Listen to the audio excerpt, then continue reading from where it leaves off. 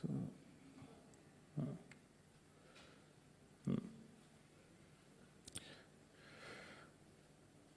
Ja. Ich glaube nicht so wie gewollt. Ja, also normalerweise ist es jetzt so, dass ich eben in diese Graphen reinzoomen kann. Ich kann, man sieht es jetzt aufgrund der schlechten Auflösung jetzt nicht,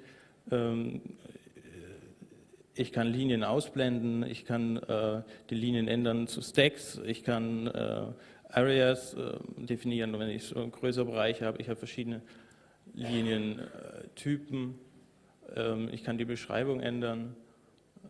Das sieht man jetzt vielleicht hier.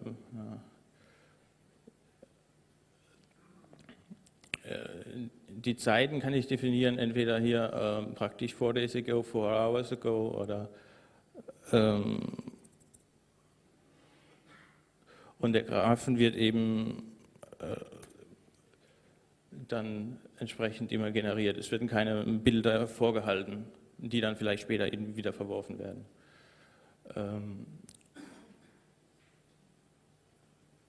Lines. Ich kann hier sieht man es genau, ich kann eine Area definieren, hier eine Area.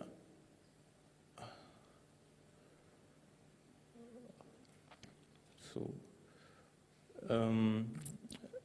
Man kann auch Einzellinien, die jetzt eben nicht benötigt werden, sagt man, okay, komplett ausblenden.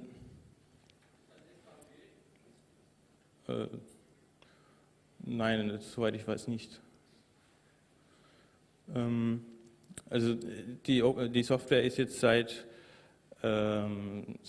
Mitte Oktober released.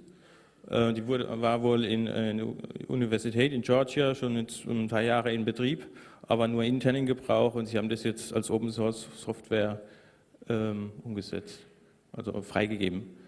Und man merkt ab und zu schon noch ein paar Haken und Ösen, aber im IAC klappt die Kommunikation eigentlich ganz gut und Probleme werden auch relativ schnell gefixt. Übertragen wird das Ganze von einem Client aus als HTTP-Post. Fertig? Okay, nachgucken kann man auf jekensys.org. Dort ist auch im IAC oder Link zum IAC, Feature Request, Dokumentation, Sourcen zum Download. Okay, thank you.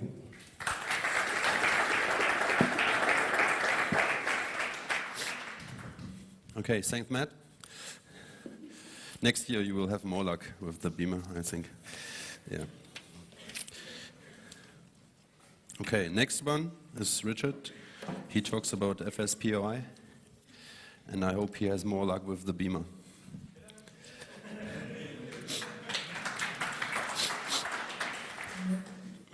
Thanks a lot.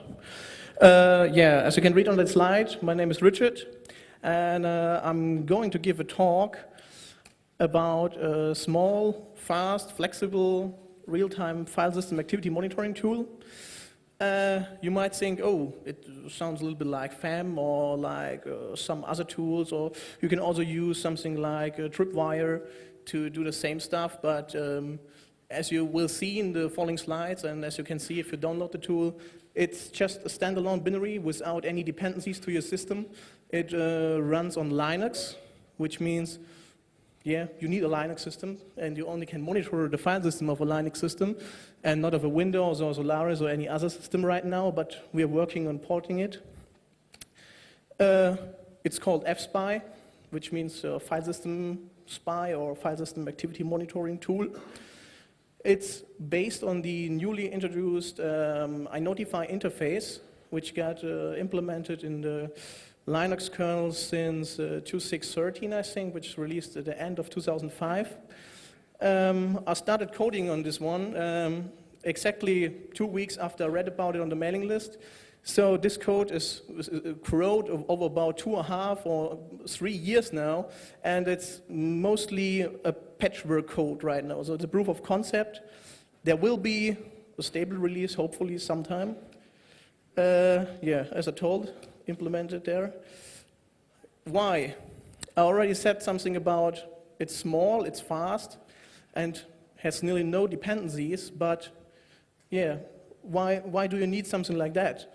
That's because if you are a security professional or if you're working for a company and doing security consulting and you are at the customer, you're most of the time not allowed to install any software. So with this, you can just plug in your USB memory stick onto a server and execute the binary directly from the USB stick. There is no need to install or modify anything on the system. And then you can watch all activities in real time happening on the file system. Yeah, it's completely opt controlled, which means there is no configuration file needed, there is no library needed, there are no text files or any other configuration stuff needed. You can just completely control it with the help of its command line options. Yeah, I already said that. I know it's too small to read, it's just a quick overview of all the options implemented right now. There are a lot of different stuff like diffing features, which helps you to spot the differences happen on the file system, and also filtering features and stuff like that. A normal run looks like that, and to have a closer look, here we see just a small part of a log. And it discovered that, for example, the var log message got changed, size got changed, so it highlights this one. The output format is completely configurable. That means you can specify everything you want to see here in the output format, and you can also apply your own custom strings and stuff like that. So it's a completely dynamic output functionality where you can design your own outputs for using in shell scripts or other tools. In this example, you can also see that there are two changes at the var log directory itself, so it highlights both, of course. Yeah, it can be used for all different kinds of stuff. For example, application testing, besides using strace or on Mac or other systems, probably dtrace. You can also use something like that to really easy and fast and also system resource conservative monitor all the stuff an application does on your file system. Thank you.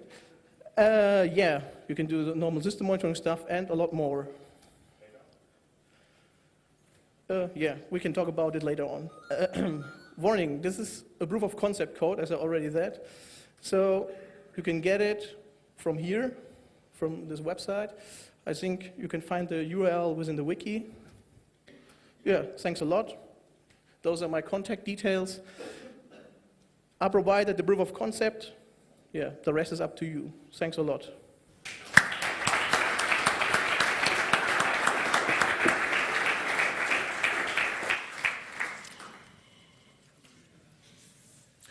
So our next speaker is Stefan, sorry, and he talks about free and rainbow tables.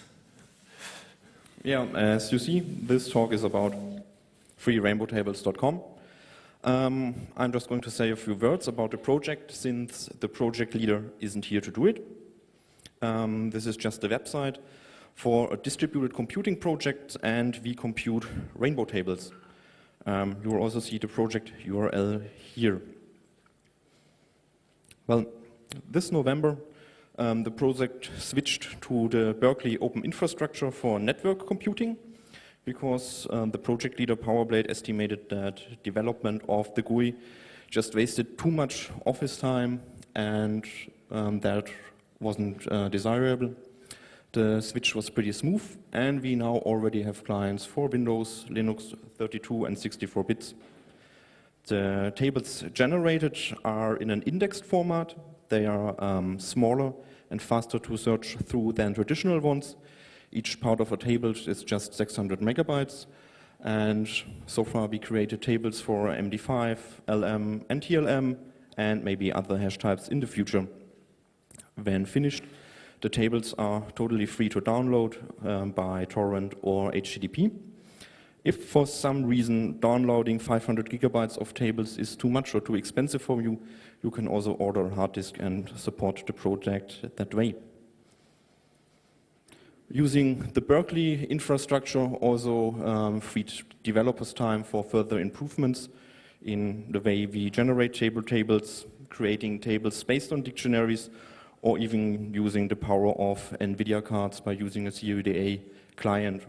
However, this is just work in progress at the moment. The table the project is currently working on is an LM table. We are using characters from code pages 437 and 850, which you can see here. And this is going to be the first LM table, which includes accents and German umlauts.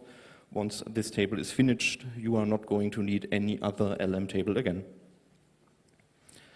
Since we are talking about rainbow tables here, if you are wondering how much bandwidth you need, at the moment the result of a single task is a file about 9 megabytes large, and when it's finished you will have to upload that. And as you see here, this quad core completes the task on one of his cores every 1.5 hours. A core 2 duo, which you might find in a notebook, will complete one on his cores every 3 hours. And the EPC that so many people seems to like, the basic model, I think takes about a day. Well, if you want to use the rainbow tables, you will need rcrackI from the site. You can also find a multi-threaded version on the forums and hints how to compile it on Linux. Basically, for this project, the forums are your main source of information. If you have any questions, any troubles, just check there. And of course, your feedback, ideas how to generate tables, what tables to generate, is of course welcome. If you check the Lightning Talks page and click on my name, you will also find that I prepared some links for you on my user page. So, if you have some spare CPU cycles or a CPU which is idle the most time of the day, we kindly invite you to help to generate some nice and free rainbow tables. Well, that's it already.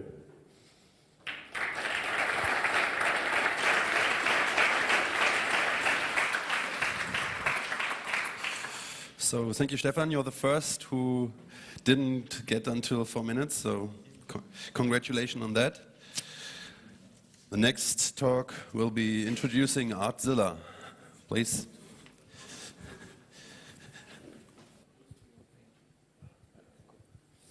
Yeah, hi everybody. My name is Aram, and this is TBX, aka Toby.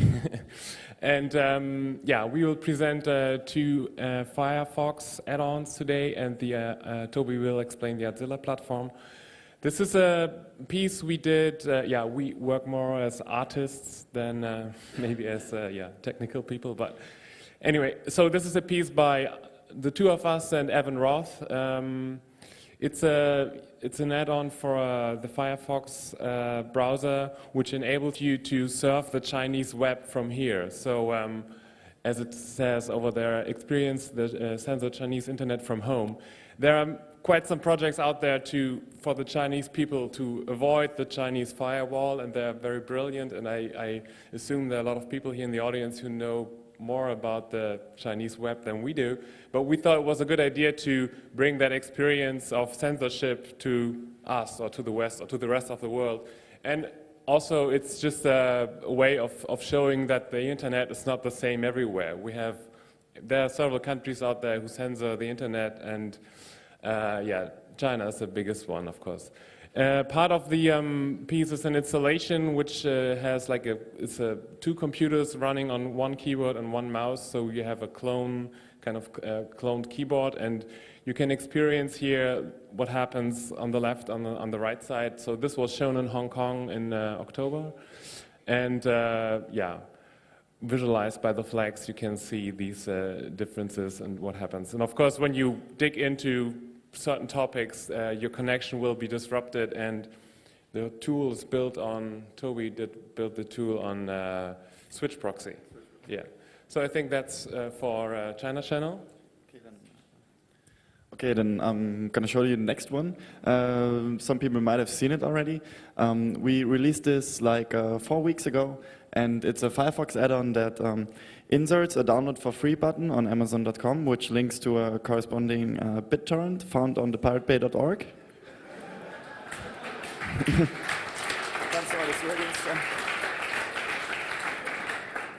So this is how it looks like. It checks for categories, it checks for the one with the most seeds, and then it adds it. And then you can also like get more information and find other interesting products and just download them for free or add to shopping cart. Like you can decide.